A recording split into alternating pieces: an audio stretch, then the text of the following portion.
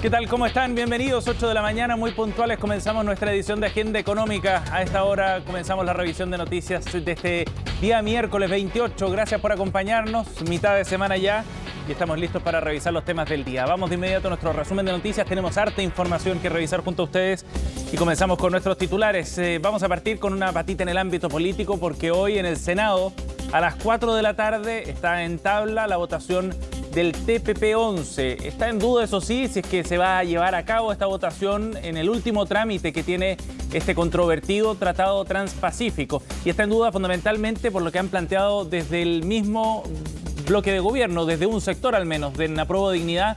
Lo que buscan es que esto se suspenda y se postergue. ¿Cuáles son las razones, las tensiones también dentro de la coalición? Es lo que vamos a revisar en unos minutos acá en Agenda Económica. Por otro lado, este es un dato muy interesante. El plan de descarbonización que fue anunciado del año 2019 en nuestro país avanza y a tranco bien firme. De hecho, durante esta semana ya se podría alcanzar la meta que estaba planificada para el año 2024. Con bastante anticipación, tras la salida de algunas centrales, esta semana se podría dar por concluida esta primera etapa de un plan que es todavía más ambicioso. La voluntad de parte de algunas de las empresas que han participado de esta iniciativa para retirar centrales que tienen más de 60 años de instalación y de funcionamiento en nuestro país, es lo que permite entonces avanzar en conseguir esta meta muy relevante dentro de toda una estrategia que está llevando adelante Chile para disminuir sus emisiones. Ya revisamos más antecedentes sobre el tema. Y vamos a estar hablando también de lo que ocurre en el sector de las ISAPRES. Sabemos que están atravesando por un momento complejo con cambios políticos, legales también bien relevantes, y el último de ellos fue el proceso de adecuación de los planes con una tarifa que estableció la superintendencia. Pues bien, ahora las ISAPRES, después de hacer un cálculo, aseguran que son cerca de 100 millones de dólares en merma los que estarían sufriendo debido a estos techos que estableció la superintendencia para el reajuste de cada una de ellas tras el fallo de la Corte Suprema. Lo que significa, evidentemente, una situación, dicen desde las ISAPRES al menos, de cierto riesgo, lo que descartan en todo caso en el ente regulador. Ya les contamos más también en minutos. Y por otro lado, mucha de la atención en esta semana en los mercados está puesta en lo que está ocurriendo con el dólar. Si bien ayer hubo un leve retroceso, de todas maneras sigue muy cerca de la barrera de los 1.000 pesos por unidad de la moneda norteamericana. Bueno, este escenario podría ratificarse en las próximas semanas en un contexto a nivel global donde hay más temores de que una recesión se concrete, sobre todo en las economías más desarrolladas, las que tiran del carro de la economía global, y en el mercado ya apuestan que efectivamente esta barrera de los 1.000 pesos se pueda superar. ¿Debería intervenir o no el Banco Central? Es una discusión que queda abierta también esta semana. En una nota estaremos revisando los detalles y las proyecciones también del mercado. Y nos vamos a los números del día. Estos son los resultados de la bolsa en Europa y en Asia al inicio de las transacciones de esta jornada. Todavía queda la apertura, por supuesto, en Wall Street, acá en Chile, pero partamos con los números del día en algunos de los puntos de referencia bursátil. En Europa, una caída de 0,2% se está viendo a esta hora en el indicador paneuropeo del Eurostoxx. Mientras tanto, en Londres, en una semana que ha sido del terror para las finanzas británicas, la caída es de 0,28%. Ya hablaremos más sobre esto, pero los planes que ha anunciado la nueva primera ministra Liz Truss están desplomando la libra esterlina y también se repercute en la bolsa local, en la bolsa de Londres. Mientras en Asia hubo caídas bien fuertes, superiores al 1,5% en Japón, superiores al 3,4% en Hong Kong durante esta mañana, en otra semana de temores fundamentalmente y de una mirada más pesimista en los mercados a nivel internacional. Ayer el IPSA volvió a caer 0,04%, llegó hasta los 5.180 puntos en una jornada más plana, eso sí, mientras que el dólar, como les contábamos, está en 982 pesos. La UF hoy se cotiza en 34.230 pesos y les contamos luego más sobre el precio del cobre, que a esta hora está cayendo en los mercados internacionales. Bien, partamos entonces 8,5 con las noticias en el ámbito político. El TPP-11 está en la agenda para que hoy el Senado vote definitivamente este tratado. Recordemos que ya se firmó este tratado por parte del gobierno de la presidenta Bachelet, del segundo gobierno, el año 2018. Luego se ratificó en la Cámara de Diputados con una visión favorable y tras una larga tramitación hoy está en tabla finalmente para que después de 4 años se vote este proyecto en el Senado. la duda que queda es si es que los senadores oficialistas, los del Frente Amplio y del Partido Comunista, harán uso de algunas herramientas reglamentarias que les permita aplazar esta votación.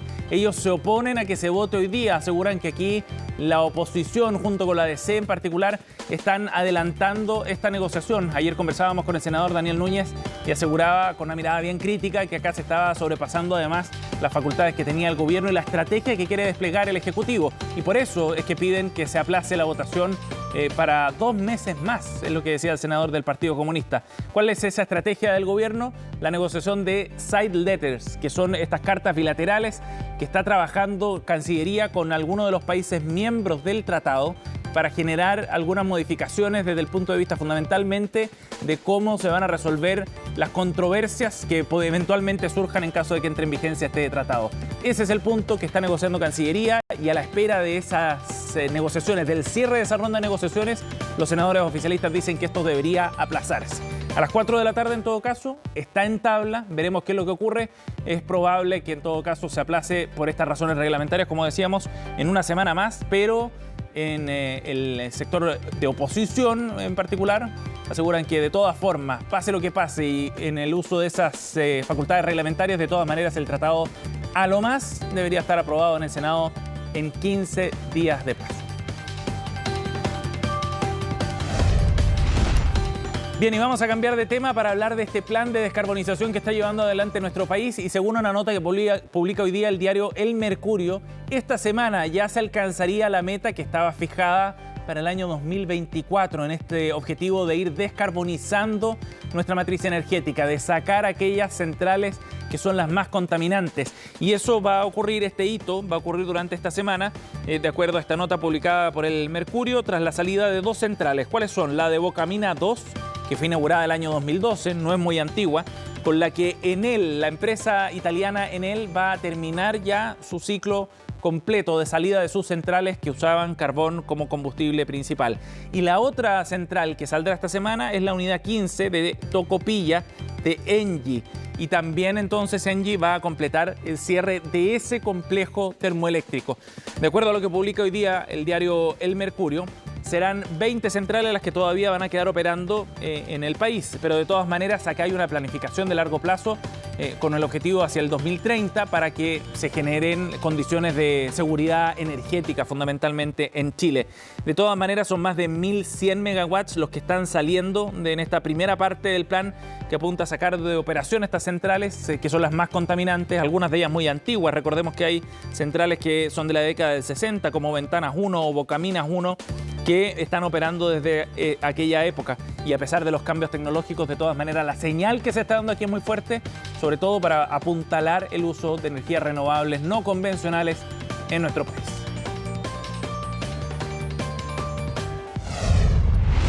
Ocho con 8, vamos a ir a otro tema. Hablemos del dólar ahora, que esta semana ha subido con mucha fuerza. De hecho, si tomamos como un hito el plebiscito del 4 de septiembre, desde ese momento hasta la fecha ha subido más de 100 pesos la divisa norteamericana y se va acercando hasta los 1.000, que es como una suerte de barrera psicológica en el mercado. Y esto abre varias dudas. ¿Hacia dónde se encamina el tipo de cambio en Chile, por un lado? ¿Cuál podría ser la respuesta del Banco Central, por otro?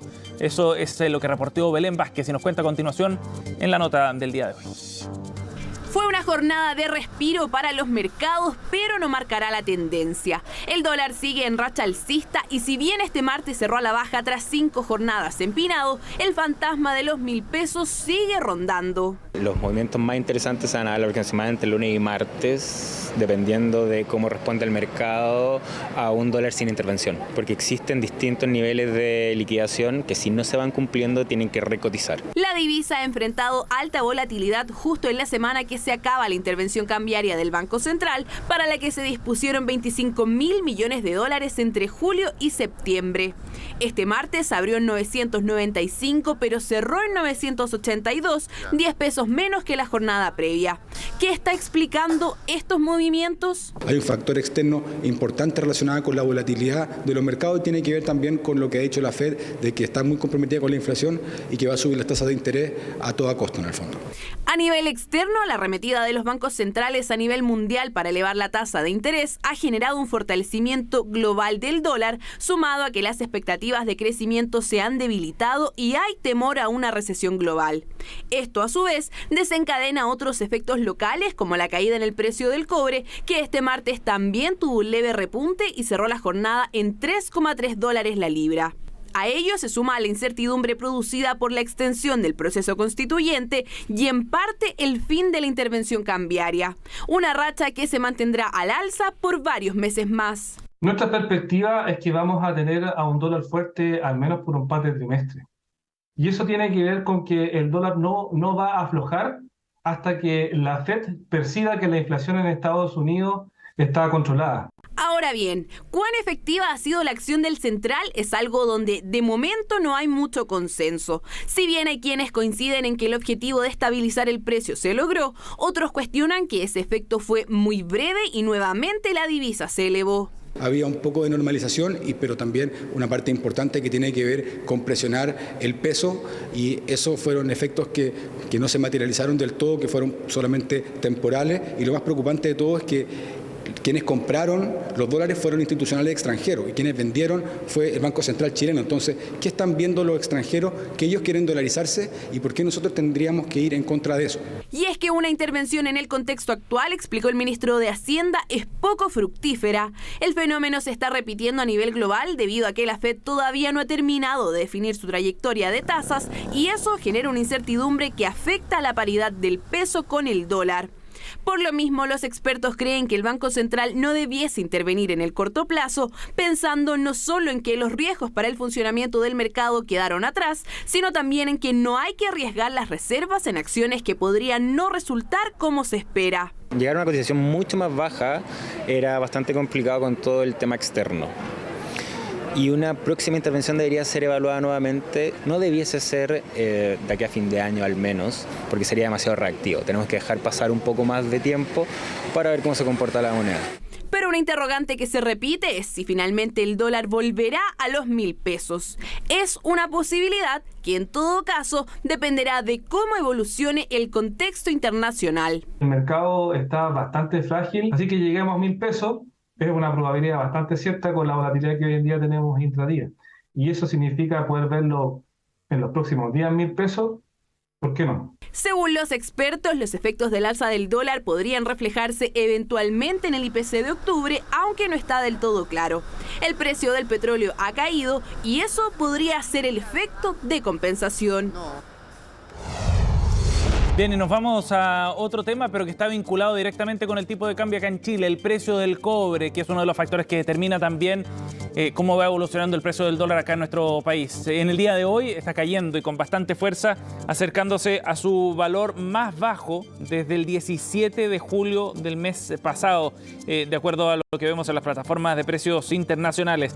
A esta hora, el precio del cobre está acercándose a los $3.30 la libra, pero durante la jornada de transacciones ha estado incluso bordeando los $3.25 en una caída fuerte superior al 1% durante algunos tramos de la jornada. Es una noticia bien relevante porque fundamentalmente el precio del cobre impacta en lo que está ocurriendo en el tipo de cambio en nuestro país, en la medida en que determina también la llegada o el ingreso, digamos, de más divisas norteamericanas en nuestro país. Y esto haya generado preocupación fundamentalmente por la señal que se está dando sobre el rumbo de la economía a nivel global. Los temores de una recesión en Estados Unidos, de una recesión eventualmente también en las economías europeas, podría desacelerar el ritmo de crecimiento también del resto del mundo y también entre ellos de China, el principal comprador de cobre a nivel mundial. De hecho, ayer el diario Financial Times publicaba una un artículo en que planteaba que China podría crecer menos que el promedio del resto de los países asiáticos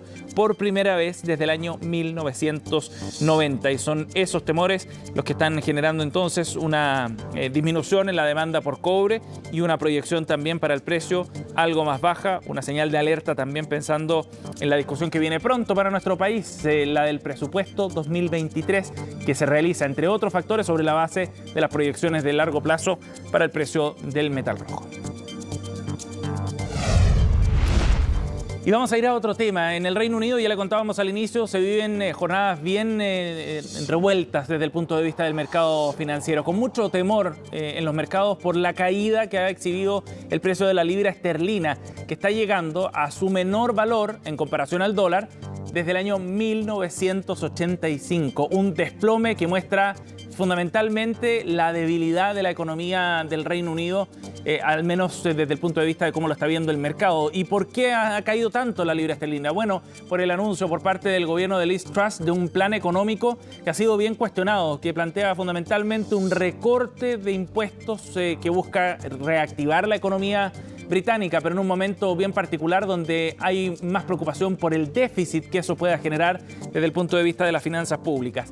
A tal nivel llega la preocupación por lo que está ocurriendo en el Reino Unido que el Fondo Monetario Internacional se salió del libreto y ayer publicó un comunicado en el que criticaba abiertamente los planes económicos del gobierno del Reino Unido. Es algo poco habitual y hay que entenderlo en ese contexto. De hecho, los medios internacionales hablan de una humillación de parte del Fondo Monetario Internacional al gobierno de Liz Truss. Es una declaración que es poco habitual por el tono que ocupa, porque el fondo dice que es probable que esta propuesta aumente la desigualdad y se sume a las presiones que están elevando los precios, al ciclo de inflación que se vive en ese país. El viernes pasado el ministro de Economía había dado a conocer este paquete fiscal, el más grande del país en 50 años, y el Fondo Monetario ha pedido reevaluar este plan fiscal. Dijo que este anuncio del plan le puede dar la oportunidad de reevaluar las medidas, especialmente aquellas que benefician a las personas de ingresos altos. Y eso es lo que ha generado más curiosidad y más impacto también. La libra sigue cayendo al día de hoy. Es una moneda débil, evidentemente, que limita las posibilidades del país. Los precios de los bonos, es decir, a cuánto se puede endeudar el Reino Unido en el mercado internacional, están subiendo también. Y en ese sentido, entonces, el escenario se hace bien complejo y no sería extraño que el Reino Unido tuviera que reevaluar este plan, el gobierno de Liz Truss, o eventualmente generarse un escenario en el que la primera ministra británica tenga que dejar el cargo eventualmente, cuestionada muy fuertemente por el efecto que ha tenido en los mercados financieros esta decisión de este plan económico, criticado incluso por el Fondo Monetario Internacional.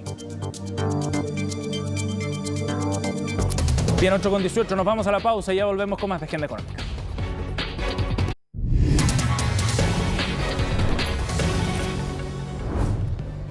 Ya estamos de vuelta, 8:21 acá en Agenda Económica, para hablar de un tema bien importante que ha generado mucha preocupación, sobre todo en la primera parte de este año. Y tiene que ver con lo que está ocurriendo en el mercado de los alimentos a nivel mundial y, por supuesto, acá en Chile, en un ciclo de altos precios, de inflación bien acelerada. Este era un tema que generaba preocupación no solo por el valor de los alimentos, sino también por la disponibilidad de los mismos. Y aunque los precios han ido cayendo a nivel internacional, sigue siendo un asunto de primera preocupación en el contexto latinoamericano incluso. De hecho, recientemente en Costa Rica se reunieron representantes, ministros de Agricultura de las Américas, en este encuentro que reunió a más de 30 países discutiendo la posición en distintas materias. Uno de ellos tiene que ver con lo que está ocurriendo en materia alimentaria, pero también con las negociaciones climáticas de cara a la próxima COP27. Y el tema alimentario, evidentemente, fue uno que generó particular preocupación. Vamos a conversar de estos temas. Estamos en contacto hasta ahora con el ministro de Agricultura, Esteban Valenzuela. ¿Cómo está, ministro? Sebastián, un gusto grande, cariño a los auditores, telespectadores de CNN. Gracias por estar con nosotros a esta hora. Ministro, bueno, partamos por este viaje. Es bien interesante entender, más que el detalle de su misión a Costa Rica, las discusiones que se están dando en el contexto latinoamericano, fundamentalmente por la preocupación que hay de cómo el precio de los alimentos va a impactar a la región. ¿Con qué sensación se queda respecto a lo que preocupa aquí en Latinoamérica, ministro? Bueno, medianamente optimista, porque los distintos ministros de las Américas también estaban del Caribe y por cierto, participando también Estados Unidos y Canadá, todos los países muestran dinamismo en la producción de alimentos. Allí más bien lo que se observa es la crisis fuerte en la cual está África, que se nos pide que busquemos colaborar en lo posible con algunas misiones técnicas desde este Instituto de Cooperación para la Agricultura de América. Ajá. Segundo, una mayor activación de la producción de fertilizantes en los distintos países de América Latina. También se ha visto en Chile una activación de producción de fertilizantes, sabemos lo de Soquimich en el norte, pero también biofertilizantes, se ha recuperado el guano rojo, también la producción de carácter más ecologista con bioabonos, producto de la crisis mundial. Lo tercero, que es lo relevante, es la importancia de no solo pasar a la adaptación al cambio climático, para la adaptación frente a toda la tecnificación, semillas más resilientes que ocupan menos agua, como lo hemos hecho en Chile con el arroz, sino que también ir a la mitigación. Sí, ministro, veamos algunos detalles en particular. ¿Cuál es la proyección que hacen entonces de los precios de los alimentos, por ejemplo? Que ha sido un tema súper preocupante, sobre todo para la región, por el impacto que esto podía tener en los ingresos de la familia, fundamentalmente, de los más pobres. Sí. ¿Cuál es la proyección que se hace a partir de este escenario? La proyección es que esta inflación mundial en torno al 15%, producto del alza de la energía y del transporte, que afecta tanto la importación como exportación de alimentos, como la producción, ¿no? Esto significa echar a andar las maquinarias, los packing, el gasto en diésel, etcétera. Eso ha estado muy cuestionado y con alza, producto, como sabemos, de la guerra Rusia-Ucrania. Sí. Y esa tendencia lamentablemente va a seguir. Se espera que el próximo año sea más moderado y nos situemos en torno al 8%. Ajá. En torno al 8% de aumento de precio de la canasta general. Claro, durante el año 2023, pero este año ha sido entre 10 y 15% promedio en los distintos países como problema a nivel mundial, pero felizmente también se corroboran algunos datos que hemos nosotros demostrado con el MAT, Mejor Alimento de Temporada, que por ejemplo la gran producción de papa en América Latina en su conjunto y una producción de frutas complementarias, de frutas tropicales, en el caso nuestro, en el periodo noviembre a mayo, hacen que la disposición de fruta y la capacidad hortícola que se ha fortalecido con invernaderos y cultivos también con más tecnificación, están dando seguridad en alimentos en el caso nuestro en el continente. Bueno, ese punto es bien relevante. ¿Hay riesgo de desabastecimiento acá en la región, ministro? No es lo que se aprecia. Sabemos el problema con el trigo. La sequía también ha golpeado a ciertas áreas de Estados Unidos, menos en Canadá. En Argentina, más puntualmente, un 10% menos de producción es lo que ellos aventuran. Entonces el trigo, como sabemos, y los aceites comunes, donde es muy importante la producción de Ucrania y de Rusia, es lo que más sigue golpeando. Ajá. Ministro, ahora respecto a los desafíos a nivel local, en el mercado local y en la producción, ustedes pusieron fuerte acento desde el gobierno, me refiero, en materia de fertilizantes. ¿Cómo se ha ido estabilizando ese escenario? Sabemos lo relevante que es esto para la producción y para los costos de producción. Sí, ha sido muy importante el despliegue del gobierno. Quintuplicamos el crédito agrícola entre el Banco Estado y INDAP, y eso ha permitido que después de 3 años de baja en los cultivos anuales hayamos logrado emparejar. Y en los cultivos de primavera, el arroz, estamos trabajando con la mesa del maíz, estamos con bastante esperanza incluso de que podamos mejorar respecto al año pasado. Ha sido importante en esto las ayudas técnicas, también el trabajo con los municipios y, como usted dice, más de 70.000 familias de agricultura, familia campesina, recibieron fertilizantes directamente de parte de INDAP y del Ministerio de Agricultura, como lo pidió el presidente Gabriel Boric. Ajá. ¿Y en ese sentido esa política se va a extender hacia el próximo año, por ejemplo? Sí, con el Ministerio de Hacienda, el programa más sólido a propósito de seguridad y soberanía alimentaria del Ministerio de Agricultura se llama de cultivos anuales. Van a haber más de 30.000 millones de pesos adicionales que se está trabajando con Hacienda, y en eso vamos a incluir también un área que el país ha ido perdiendo su soberanía y capacidad de producción propia, que son las legumbres. Y a propósito de lo que anunciamos ayer, el Plan Nacional de Recuperación y trabajo con nuestras semillas también tradicionales y mejoradas, saneadas, el INEA tiene reproducción de legumbre y hortaliza, también tiene un banco de papa muy relevante en Osorno, lo mismo hace con los trigos en la zona de Araucanía, y toda esta producción se va a poner en coherencia y trabajo con los actores, en la medida que ellos demanden, también se va a reproducir mayor cantidad de semillas nacionales y también, por cierto, combinada con la importación.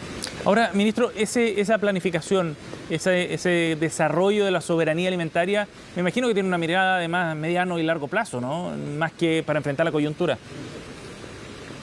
Sí, por supuesto. El país, para quienes nos ven lo entiendan, por ejemplo, las carnes blancas tienen dos productos fundamentales.